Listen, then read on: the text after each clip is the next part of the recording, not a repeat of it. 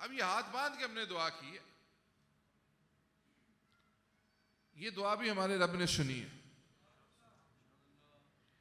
پھر ہم اسی نماز جنازہ میں نماز سے فارغ ہو کر دوبارہ دعا کر لیتے،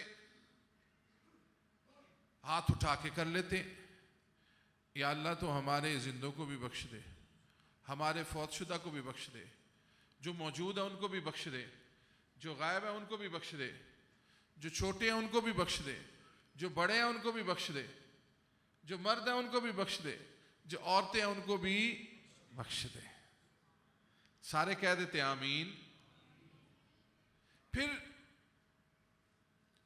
اولاد جو ہے، اولاد یہ چونکہ اس کا سب سے زیادہ قلبی لگاؤ ہوتا ہے ماں باپ کے ساتھ، تو وہ پھر جہاں اس کو یاد آتی ہے نا ماں باپ کی، وہاں پہ بیٹھا بیٹھا کہتا ہے یا اللہ میری والدہ کو بخش دے، میرے والد کو بخش دے. رب یہ بھی سنتا ہے. نبی اکرم صلی اللہ علیہ وسلم آپ فرماتے ہیں عیسیٰ علیہ السلام ایک قبر سے گزرے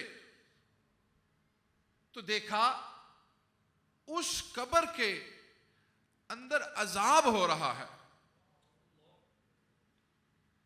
یہ حدیث شریف ہمیں یہ بتا رہی ہے کہ اللہ تعالیٰ نے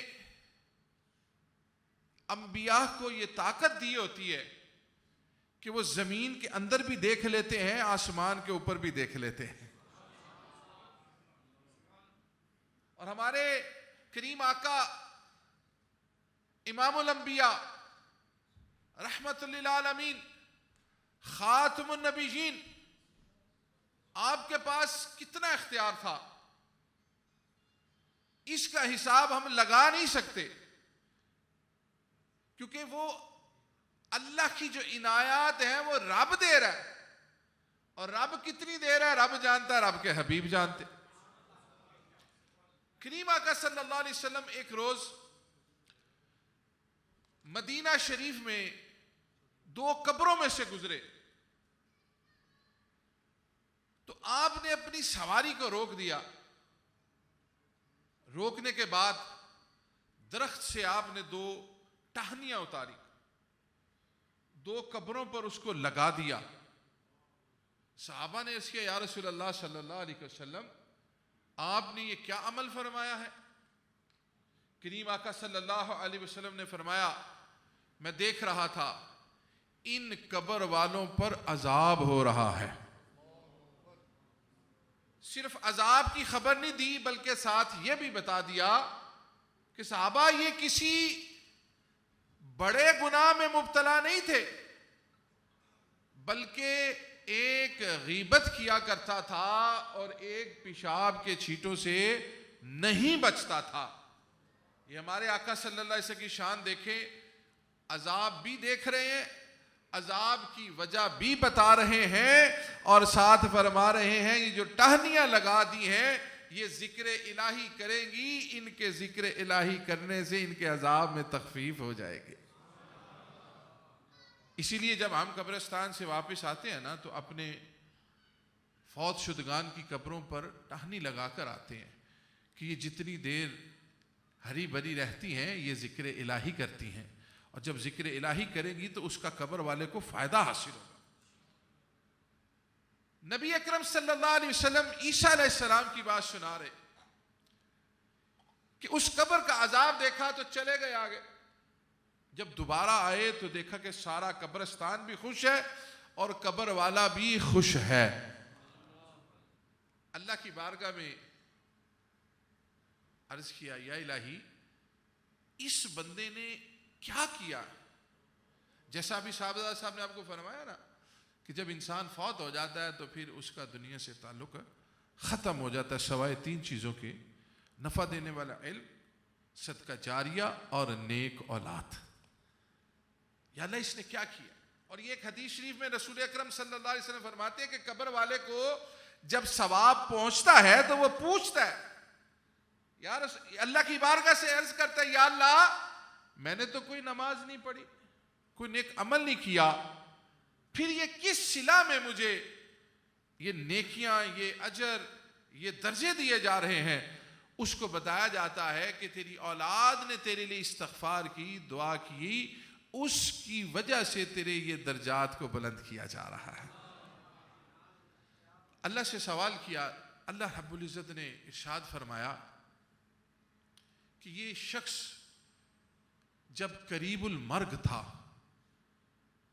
اس کی بیوی حاملہ تھی، یہ خود گناہگار تھا، لیکن اس نے اپنی بیوی کو یہ وصیت کی کہ میرا جو بچہ پیدا ہوگا اس کو تم نے نیک بنانا ہے، اس کو تم نے کیا کرنا ہے؟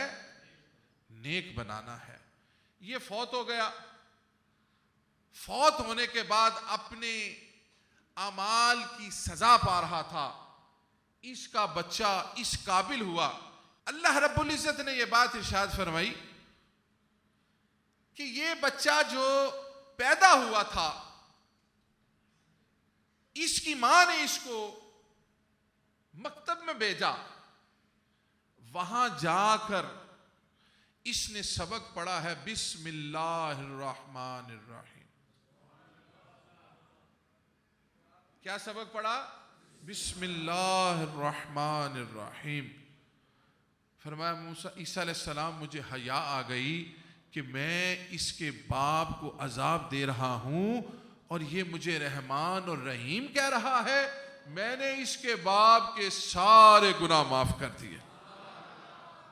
ابھی اس بچے نے اپنے باپ کے لیے استغفار نہیں کی، دعا نہیں کی، کوئی خواہش نہیں کی، صرف اور صرف اس نے اپنے سبق میں رب کو رحمان اور رحیم پکارا، اللہ نے اس کے باپ کے سارے گناہ معاف فرما دیے۔ تو جب ماں اور باپ اپنی اولاد کو نیک بناتے، پھر وہ نیک اولاد جب اپنے والدین کے لیے دعا کرتی ہے تو پھر ان کے ماں باپ کے درجات بھی اللہ قبر میں بلند فرما دیتا ہے۔ ہمارے برادر محترم جناب شیخ فہد احمد یوسفی صاحب، یہ اس وقت حج پر تھے جب ان کی والدہ محترمہ بیمار ہوئی۔ ان کے باقی بھائی، جن میں مجھے کاشف صاحب کا نام پتہ ہے، بلال صاحب کا پتہ ہے، اور ایک ان کی خالہ کے بیٹے عمر صاحب۔ اب یہ نظام قدرت ہے نا، محبت ہے، سارے ہاسپٹل لے کر گئے، میڈیسن کر دی، جو ممکن تھا کیا۔ انہوں نے ادھر سے اپنے حج کی تاریخ بدلوائی اور علیحدہ ٹکٹ لے کر ماں کی محبت کے لیے واپس آئے۔ یہ زندہ والدین کے لیے ساری چیزیں ہم نے کر دی، اس کا بھی فائدہ ہے۔ تو جب والدین میں سے کوئی فوت ہوتا ہے تو فوت ہونے کے بعد بھی وہ ماں اور باپ ہی ہوتا ہے، اب بھی ان کے ساتھ ہی تعلق ہے۔ یہ نہیں ہے کہ اب ہم نے ان کو بس دفنا دیا، ختم نہیں۔ یہ صرف اور صرف مشرکین کا یہ عقیدہ ہے، ان کے لیے ہے یہ، مشرکین کے لیے، کہ جو مشرک مر گیا ہے اس کے مرنے کے بعد اس کو کسی چیز کا کوئی نفع نہیں ملتا۔ اور پھر خوش نصیبی دیکھیں، ابھی آپ کو بتایا صاحبزادہ صاحب نے کہ ماں، وہ ماں جو ایک دن میں 10 سپارے خود پڑھ رہی ہے، اور بیٹا وہ بیٹا جو دن رات دین اسلام کی تبلیغ میں مصروف ہے، ہزاروں طلباء کی تعلیم و تربیت کا ذمہ خاموشی سے، اور ان کی طبیعت کی سادگی کا یہ عالم ہے، ابھی بھی پتہ نہیں کہاں چھپ کے بیٹھے ہوں۔ ہم ان کو کہتے ہیں اوپر آئیں، وہ پھر کہیں نہ کہیں چھپ کے بیٹھ جاتے۔ سادگی، عاجزی، اتنی محبت، اور جو زندہ سے محبت کرتا ہے نا وہ فوت شدہ سے بھی محبت کرتا ہے۔ اب ان کی محبت یہی ہے کہ وہ ان کے لیے اصالِ ثواب کریں گے، نفلی عبادات کریں گے، حج عمرہ کریں گے، ان کے لیے پہلے ان کے لیے چیزیں لاتے تھے، اب ان کی طرف سے غرباء میں بھی کریں گے، فقراء میں بھی کریں گے اور ثواب ان کی والدہ کو پہنچتا رہے گا۔ تو یہ جو ختم قرآن کا جو سلسلہ ہوتا ہے یہ در حقیقت اپنے فوت شدگان کے ساتھ محبت کا انداز ہے۔ اللہ تعالیٰ جناب پیر طریقہ شیخ فہد احمد یوسفی صاحب کی والدہ محترمہ کو قبر میں جنت کی ٹھنڈی ہوائیں نصیب فرمائے، کروٹ کروٹ ان کو جنت کے نظارے نصیب فرمائے، اور ہمارے بھائی صاحب اور ان کے دیگر بھائیوں کے لیے اور فہد صاحب کے والد گرامی کو صبر جمیل عطا فرمائے تاکہ وہ ان کے لیے مزید دعائیں صدقات کر سکیں